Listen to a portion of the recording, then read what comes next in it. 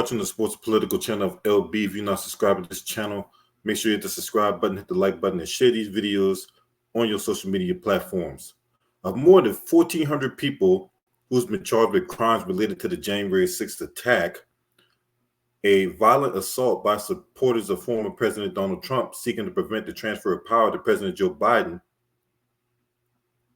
has resulted in a 20-year prison sentence for David Dempsey. This is the second longest prison sentence to date, only to Proud Boys leader Enrique Tarrio, who's been sentenced to 22 years in prison.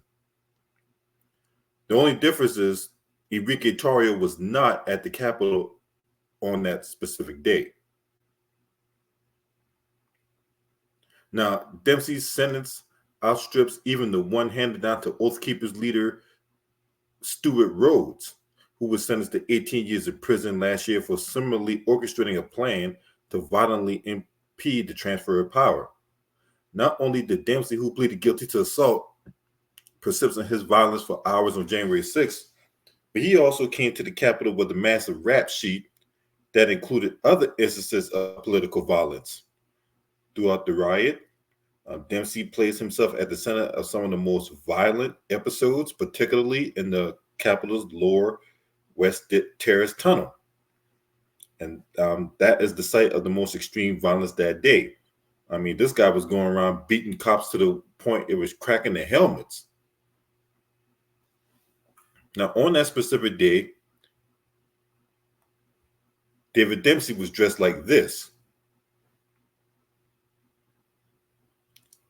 He climbed atop other riders to research the police line and wielded wooden poles and other objects in an attempt to injure them.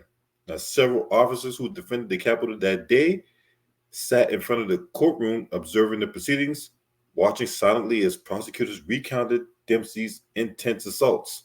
One officer who bore the brunt of Dempsey's attack, Sergeant Jason Masterme, described the moment that Dempsey bashed his head with a crutch, cracking his face shield and causing a gash. Now, prosecutors had pressed the judge to impose a steep sentence, in part because January 6th was not an aberration for Dempsey. He has repeatedly gotten violent during protests and has used chemical sprays to disable counter-protesters. So basically, there was one point they said this man was using bear spray. The prosecutors played a video of Dempsey using a skateboard to assault a protester at previous rallies, with some moments of violence prompting gas in the courtroom of the judge. When it was a turn to address the judge, Dempsey described a life of destitution and abuse as source of his violence. Yeah, because, woe is me when I'm, engaging in violent activity. I'm the victim whenever I get involved in victimization of other people. He described his negative interaction with police as fueling some of his anger, and he apologized to the officers he's attacked, saying he's been consumed by emotion. He insisted that he did not come to D.C. that day hell-bent on violence or to overturn the election. Okay, then what's the purpose of dressing like that, though, if you weren't there to cause all kinds of mayhem and malice? Then why were you there? Were you there on a tourist visit? Were you there to see the Capitol and the White House and the monument? What else were you there for? Were you there to go to Shake Shack? I mean, where else were you there for? Outside to commit all kinds of malice and mayhem. His sentence landed with a particular impact on his family, who were present in the courtroom, including his 7-year-old daughter. So clearly you didn't think about your 7-year-old daughter before you decided to go to the Capitol that day.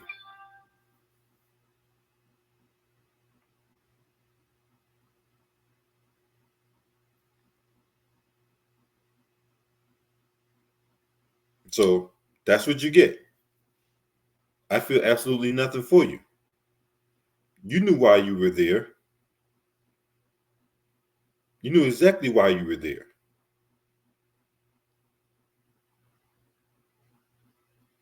So You got to eat the cake, anime. You got to eat that cake.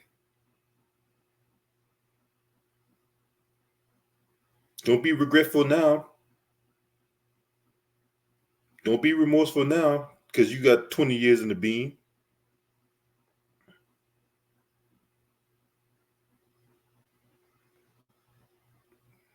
The time to be regretful and remorseful and to really think things through, especially in the case of your 7-year-old daughter, was before you decided to go to the Capitol that day. I mean, you go in there wearing a bulletproof tactical vest, a black helmet, and a gaiter to obscure most of your face, and brought a spare gaiter and a shirt that he changed to during the riot. That's not the actions of an individual who's remorseful or didn't plan this out.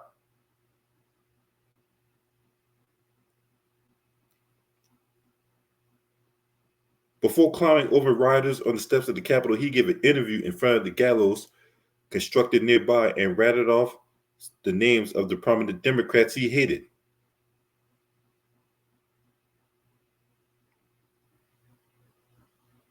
Mm-mm-mm.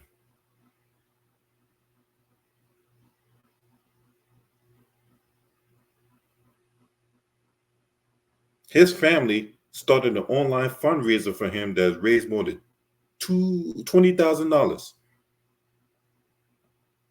because he thought he was being politically silenced for his beliefs in the Constitution. Now, this dude has had a criminal past that is very lengthy out in California because he's from Van Nuys for burglary, drug dealing, evading police, assault with a caustic chemical, for spraying bear spray at anti-Trump supporters in 2020, one of multiple attacks he allegedly launched at political rallies. They're saying he was one of the more violent ones out there. He flew from his home in Van Nuys, California to Detroit on January 4th, then drove with friends to D.C. on January 5th, shortly before 4 p.m. on January 6th. As rioters continued to swarm the Capitol, he was captured on video climbing on top of the shoulders and backs of others to reach the front line of the skirmish, where he announced his presence by throwing a short pole at an officer and cursing at them. Mm-mm-mm.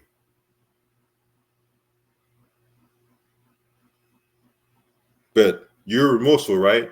Okay. Now, how he got caught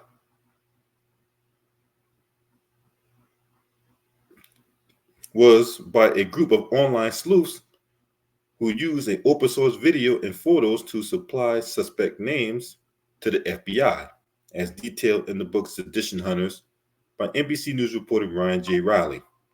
The sleuths, who initially dubbed Dempsey the flag-gated cop hater, even noticed his change in outfits, but he continued to wear the same Converse high-top sneakers and camouflage pants throughout.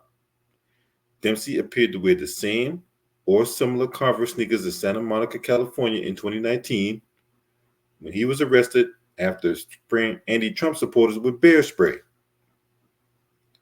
He was convicted of that assault in 2021, but then received a 2-year suspended sentence. He was also photographed assaulting anti-Trump supporters with a metal bat and a skateboard twice at 3 rallies in 2019 and 2020, but wasn't charged.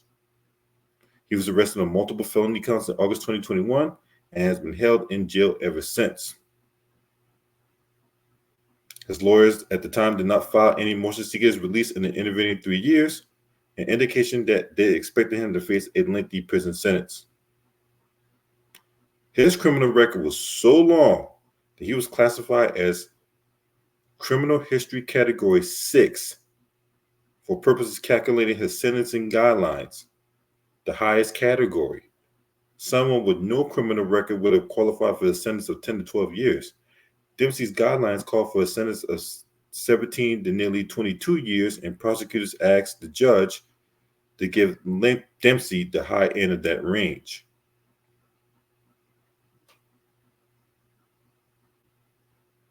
This is crazy.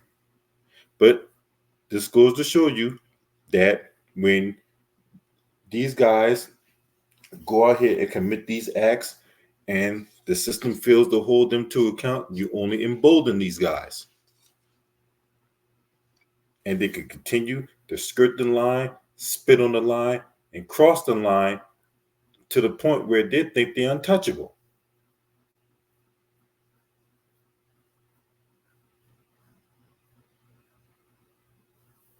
And unfortunately for David Dempsey, his luck has ran out. He got a whole 20 years to think about it. Now, if Trump gets elected, might be a possibility that Trump pardons this guy, he gets released, but unlikely. But we'll see. Guys, let me know what y'all think in the comments about this. This is crazy. This is beyond crazy here with this guy. Now, if you're not subscribed to this channel, make sure you hit the subscribe button, hit that like button, share these videos on your social media platforms. Also, ring the notification bell. That way you'll be aware whenever I go live or drop a new video. Shouts out to the Lions Den basketball community. This your man. Scream at me. All right.